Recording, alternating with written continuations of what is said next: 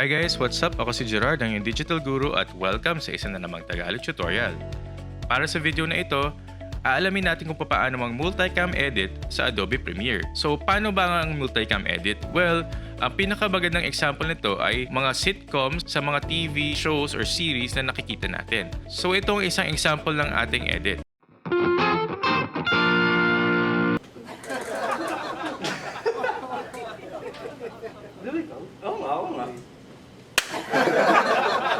So, kung ready na kayo, tara, magsimula na tayo.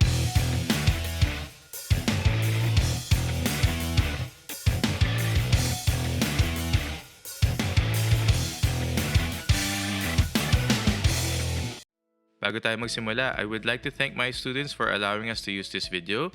Ang mga videos natin ay galing sa aming film class with our actors Cedric and Mr. Magat, JM Magat. Okay? So, first na gagawin natin, import natin ang ating tatlong camera footages.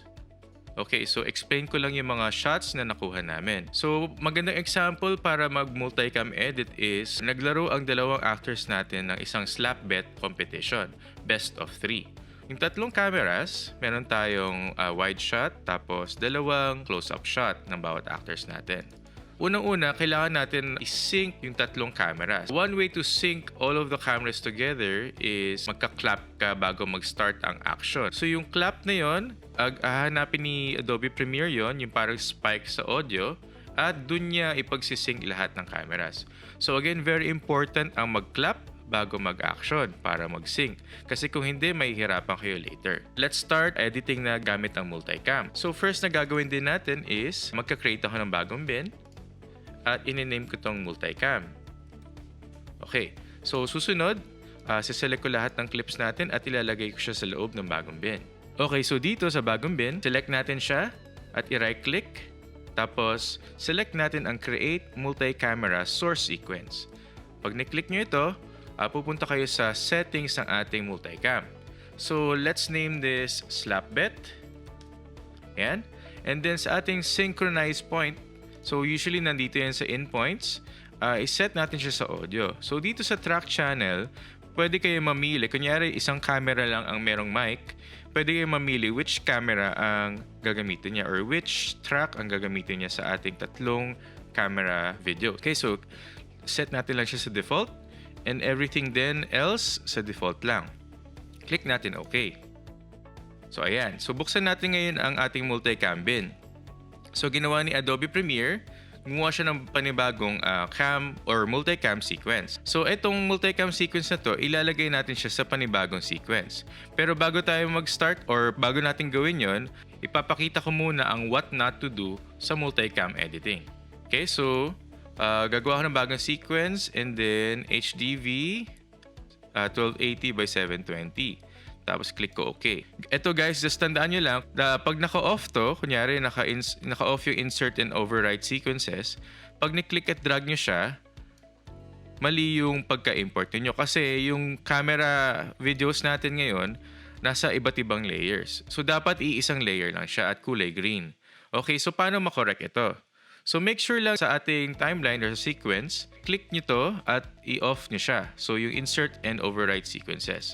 So make sure naka-blue siya at naka-cross out. Para pag ni-click at drag nyo siya dito, iisang layer lang siya. And then, ito na yung ating multicam. Okay? Well, let's start editing na using the multicam. Kailangan iset natin ang ating view sa ating multicam editing sequence or sa multicam view. Ito siya yung icon dito sa baba. Kapag hindi nyo nakikita ang icon ng multicam, i-click nyo lang yung plus button dito and then hanapin nyo yung multicam icon tapos i-click at drag nyo lang siya dito sa ating toolbar. So ngayon, i-click nyo yung multicam and then nakikita nyo yung tatlong cameras natin. So scrub natin dito. So dito at this part, nakasync na yung tatlong cameras. Later on kasi, pag ni-click nyo yung mouse nyo sa different camera angles, mapipili natin yung iba't ibang shots na kailangan natin to tell the story ng slap bet competition nila.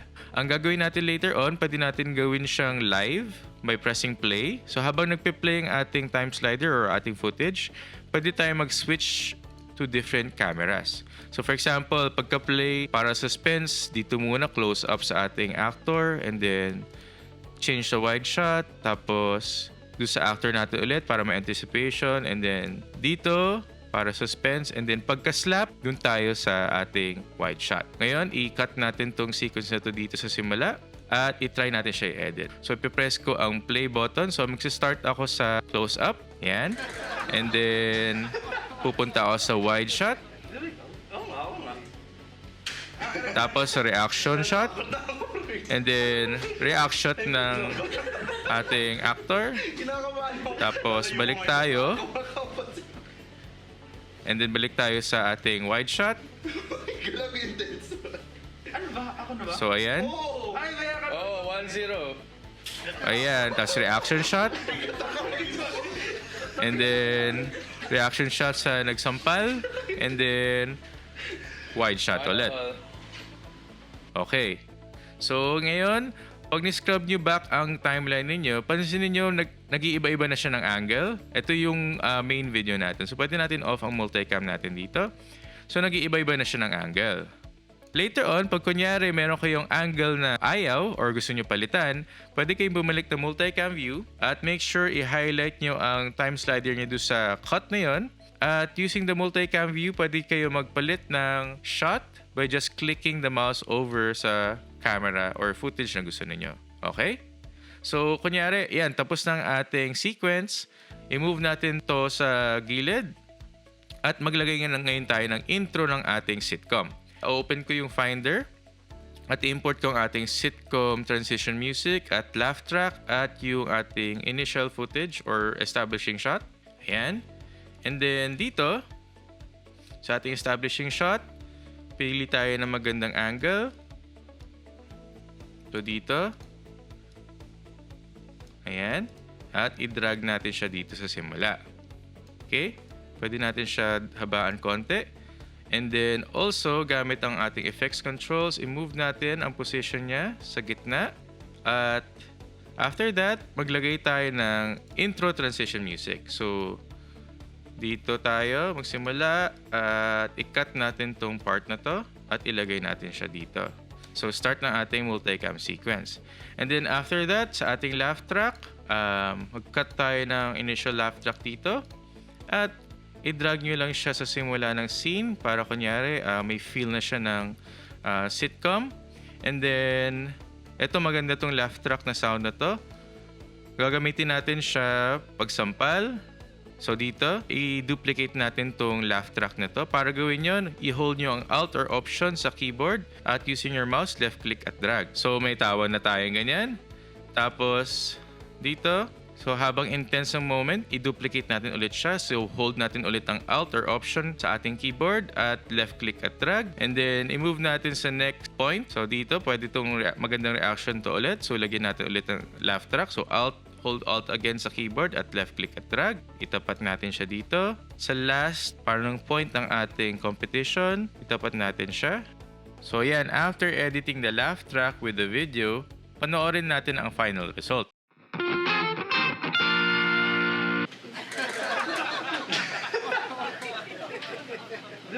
Oo nga. Natakot na ako. Kala ko ba fake lang? Ay, fake lang ba? Kinakabahan mo. Lalayo ko may mukha ako. Makapansin.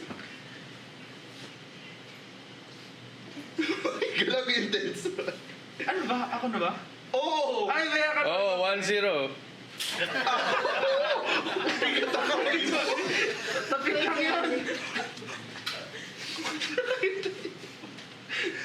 1-all. Pinakuwisan mo ako yung ay talaga ginagawa na. 2-1. 2-all. Last point.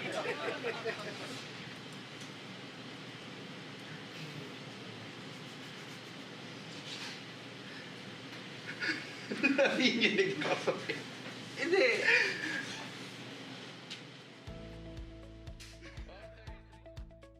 At dito nagtatapos ang video na ito tungkol sa multicam editing.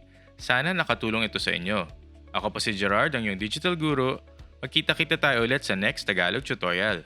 Paalam!